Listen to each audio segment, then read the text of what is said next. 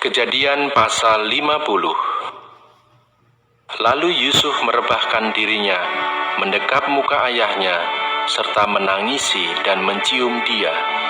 Dan Yusuf memerintahkan kepada tabib-tabib, yaitu hamba-hambanya, untuk merempah-rempahi mayat ayahnya.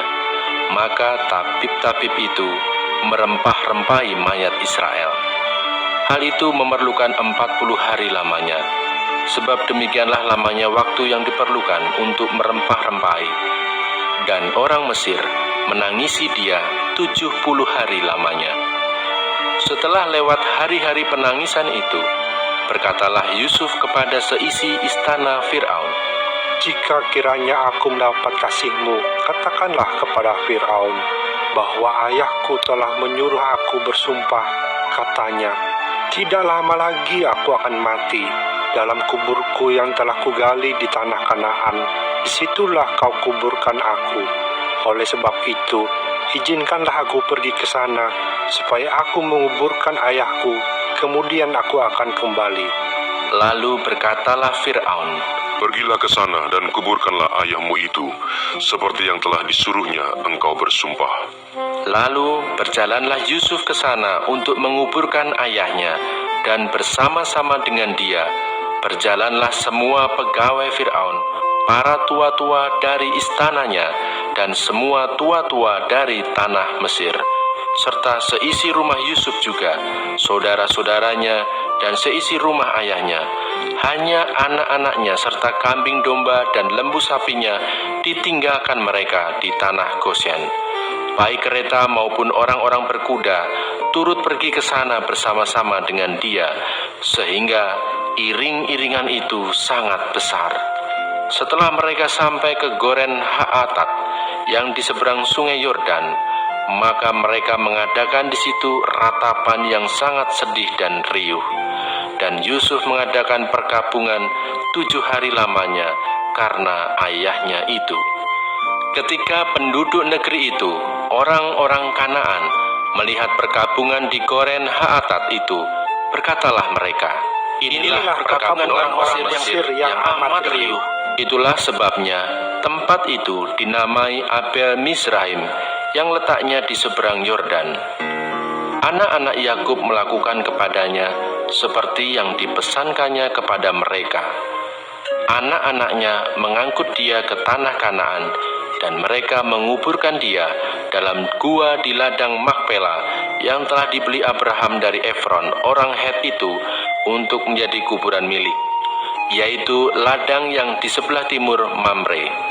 Setelah ayahnya dikuburkan, pulanglah Yusuf ke Mesir, dia dan saudara-saudaranya, dan semua orang yang turut pergi ke sana bersama-sama dengan dia untuk menguburkan ayahnya itu. Ketika saudara-saudara Yusuf melihat bahwa ayah mereka telah mati, berkatalah mereka, "Boleh jadi Yusuf akan mendendam kita dan membalaskan sepenuhnya kepada kita segala kejahatan yang telah kita lakukan kepadanya." Sebab itu, mereka menyuruh menyampaikan pesan ini kepada Yusuf. "Sebelum ayahmu mati, ia telah berpesan, 'Beginilah harus kamu katakan kepada Yusuf, ampunilah kiranya kesalahan saudara-saudaramu dan dosa mereka, sebab mereka telah berbuat jahat kepadamu. Maka sekarang ampunilah kiranya kesalahan yang dibuat hamba-hamba Allah ayahmu.' Lalu menangislah Yusuf ketika orang berkata demikian kepadanya. Juga saudara-saudaranya datang sendiri dan sujud di depannya, serta berkata, 'Kami datang untuk menjadi budakmu.' Tetapi Yusuf berkata kepada mereka, 'Janganlah takut, sebab aku inikah pengganti Allah?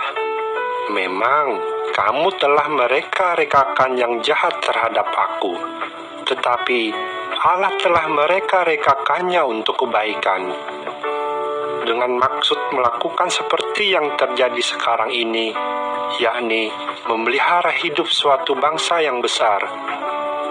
Jadi janganlah takut, aku akan menanggung makanmu dan makan anak-anakmu juga.' Demikianlah ia menghiburkan mereka dan menenangkan hati mereka dengan perkataannya. Adapun Yusuf, ia tetap tinggal di Mesir beserta kaum keluarganya, dan Yusuf hidup 110 tahun. Jadi Yusuf sempat melihat anak cucu Efraim sampai keturunan yang ketiga. Juga anak-anak Makir, anak Manasye, lahir di pangkuan Yusuf. Berkatalah Yusuf kepada saudara-saudaranya, "Tidak lama lagi aku akan mati. Tentu Allah akan memperhatikan kamu dan membawa kamu keluar dari negeri ini, ke negeri yang telah dijanjikannya dengan sumpah kepada Abraham, Ishak, dan Yakub." Lalu Yusuf menyuruh anak-anak Israel bersumpah, katanya, "Tentu Allah akan memperhatikan kamu. Pada waktu itu, kamu harus membawa tulang-tulangku dari sini."